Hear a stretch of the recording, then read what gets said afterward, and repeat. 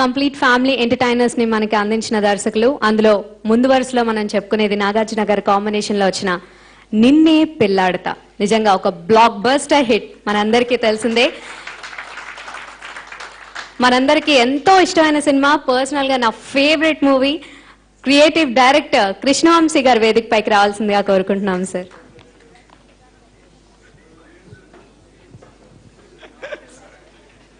బాసుల ముందు మాట్లాడటానికి చాలా భయంగా ఉంది, టెన్షన్గా ఉంది. నాగార్జున గారిని చూస్తుంటే వాళ్ళకి చాలా భయంగా షార్ట్ రెడీ చెప్పడానికి వెళ్ళేవాళ్ళం. ఏ మాటలు కావట్లేదు. ఇండియన్ సినిమాకి షోలే ఒక టెక్స్ట్ బుక్ అయితే తెలుగు సినిమాకి శివ ఒక టెక్స్ట్ బుక్. ఇవాళకి కూడా పెద్ద డైరెక్టర్లు అయ్యామా, చిన్న డైరెక్టర్లు అయ్యామా, ఫ్లాప్ డైరెక్టర్లు అయ్యామా, హిట్ డైరెక్టర్లు అయ్యామా అనేది మర్చిపోతే ఇవాళకి ప్రతి సీను, ప్రతి షాటు, ప్రతి క్యారెక్టర్, ఆర్టిస్ట్ని డీల్ చేసే విధానం, టెక్నీషియన్స్ని డీల్ చేసే విధానం, స్పాట్లో ఆఫీసులో మాట్లాడుకున్నది స్పాట్లో విజువల్స్గా కన్వర్ట్ చేస్తున్న విధానం, ఇట్లా అన్నిటికీ వెనకాల మా బాస్ ఎప్పుడు కనపడుతూ ఉంటారు. అప్పటికి ఇప్పటికీ ఒక మంత్రంలాగా ఫాలో అయ్యేది. ఫిల్మ్ ఇన్స్టిట్యూట్లో షూట్ చేస్తున్నప్పుడు నాగార్జున గారితో ఒక డైలాగ్ చెప్పించారు. I don't know whether I will succeed or not, but my victory will be in trying to అని. అప్పుడు నాకు ఇంగ్లీష్ రాదు అని చెప్తే రాశాను. దాన్ని అదే ఇవాళకి కూడా ప్రయత్నం, విజయం వస్తుందా అపజయం వస్తుందా, ఫెయిల్ అవుతామో సక్సెస్ అవుతాం కాదు, కానీ ప్రయత్నం మాత్రం ఎప్పుడు చేయాలని అదే శివ చెప్తాడు ఆ సినిమాలో. అదే ఆయన కూడా ఇవాళకి ఫాలో అవుతున్నారు. అదే అప్పుడప్పుడు ఫాలో అవటానికి మేము ట్రై చేస్తుంటాం. అని పోతే ఇలాంటి ఒక ప్రయత్నం మాకు అప్పుడు మెడ్రాస్లో శివనాశ్వరరావు పెట్టించారు నాకు ఈ సినిమాకి. మెడ్రాస్లో అందరూ కూడా ఎవరో నాగార్జున గారి ఫ్రెండ్ ఇంగ్లీష్లో మాట్లాడుతూ ఉంటాడు, నాగార్జున గారిని పడేసాడు. నాగార్జున గారు కూడా ఇంగ్లీష్ మాయలో పడిపోయి సినిమా ఇచ్చారు.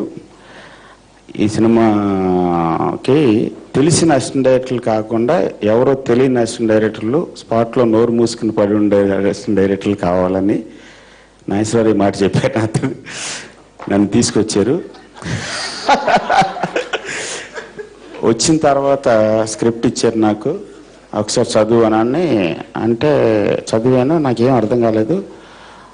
అర్జున్ అని అప్పుడు రాహుల్ ద్రావిడ్ డైరెక్ట్ చేసిన సన్నీ డియోల్ ఫిల్మ్ లాగా అనిపించి, సార్ సాయంత్రం భయపడతా మెడ్రాస్ కల్చర్ ఏంటంటే అసిస్టెంట్ డైరెక్టర్లు అందరూ ఎప్పుడు చాలా సైలెంట్గా సబ్మిసివ్గా ఉండాలి. అది పట్టుకుని చెప్పొచ్చో చెప్పకూడదు, పర్లేదు చెప్పు అంటే అర్జున్ లా ఉంది అని నసుకుతూ ఉంటే లాగా కాదు అర్జునే అన్నాడు. ఫస్ట్ టైం అంత ఓపెన్గా హానెస్టీ అంటే ఏంటనేది అప్పుడే తెలిసింది. ఆ తర్వాత సెకండ్ డే నాగార్జున గారిని చూడటం జరిగింది. నా జీవితంలో చూసిన అతిపెద్ద స్టార్, మొట్టమొదటిసారి చూసిన అతిపెద్ద స్టార్ ఆయనే.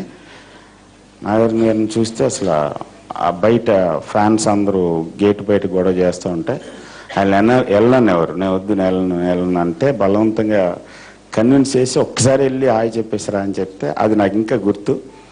ఆ తర్వాత ఆయన్ని అలాంటి ఒక సినిమాకి ఫస్ట్ జగన్ని రోడ్డు మీద కొట్టేసి సీన్ షూట్ చేసాం. నాకు ఇవాళకి కూడా గుర్తుంది. అందుకని 25 సంవత్సరాల ఇందాక నాగేశ్వరరావు అంటుంటే అది నిజమని అనిపిస్తుంది. అనవసరం గుర్తు చేస్తున్నారు ఇప్పుడు, మేము ఇంకా నిన్న మొన్న జరిగినట్టు ఉందని అనుకుంటున్నాం. అది చేసి దాన్ని ఎడిట్ చేయాలని అప్పుడు ఫిల్మ్ ఎడిటింగ్లో ఉండేది. మూవీల మీద ఆ సీన్ ఎడిట్ చేసి టెన్షన్గా నేను నాగేశ్వరరావు అన్నపూర్ణ స్టూడియో థియేటర్లో ఉంటే నాగార్జున గారు వస్తున్నారు చూస్తున్నారు అంటే ఎవరి కాళ్ళు ఈ సీన్ చూసి ఇప్పుడు రామ్ గోపాల్ వర్మ భవిష్యత్తు డిసైడ్ అవుతుంది బాగుందా లేదా అంటే ఆయన వచ్చారు.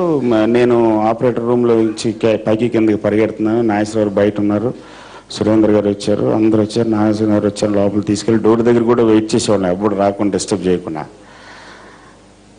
నాగార్జున గారితో కూడా ఒక సీన్ షూట్ చేశారు. నాగార్జున గారు అమ్మల గారు సైకిల్ మీద వెళ్ళటం మన పాత సురేంద్ర గారి ఇంటి దగ్గర నుంచి. నాగార్జున గారు బయటకి సీరియస్గా 2 సీన్లు అయిపోయినాయి, బయటకు వచ్చారు. అందరం టెన్షన్గా చూస్తున్నాం, ఆయన ఏం మాట్లాడట్లేదు. ఏంటి ఏమైంది అంటే నాకు కొంచెం పొట్ట కనపడుతుంది కదా, టచ్ చేసుకుంటే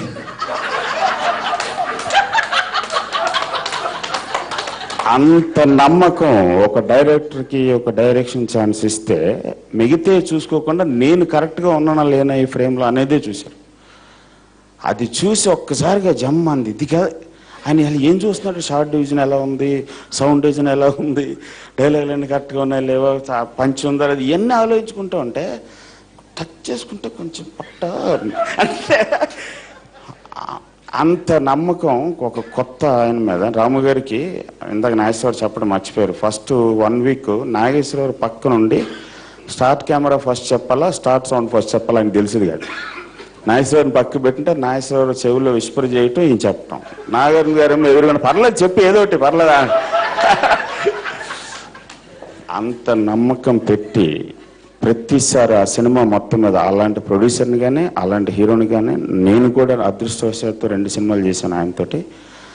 అలాంటి ప్రొడ్యూసర్ సైడు ఆర్టిస్ట్ సైడు అంత కోఆపరేషన్ ఇచ్చేవాళ్ళు కానీ, అంత సపోర్ట్ చేసేవాళ్ళు కానీ, అంత ఎంకరేజ్ చేసేవాళ్ళు కానీ నేను చూడలేదు. శివాకి రాము గారు ఒక స్తంభం అయితే దానికంటే పెద్ద స్తంభం నాగార్జున గారు. ఆయన ఇవ్వగలిగాడు కాబట్టి, ఆయన ముందు తొయ్యగలిగాడు కాబట్టి. రాము గారు ఎవరినైనా మాయ చేసేస్తారు, అయినా సరే అంత ఆ స్టేజ్లో అంత ఎదిగి వెనకాల నిలబడి ఎవ్రీథింగ్ ప్రతిదీ చూసుకుని చేసేవారు. లేకపోతే మా బ్యాచ్ అందరిని చూడటం చాలా హ్యాపీగా ఉంది ఇప్పుడు. So happy sir. మీరు ఏంటనేది ప్రపంచం అందరూ చూశారు అన్ని రకాలుగా, నేను ప్రత్యేకంగా చెప్పేది లేదు. బట్ మాకు అప్పటికీ ఇప్పటికీ ఎప్పటికీ కూడా మీరే బాస్. Thank you.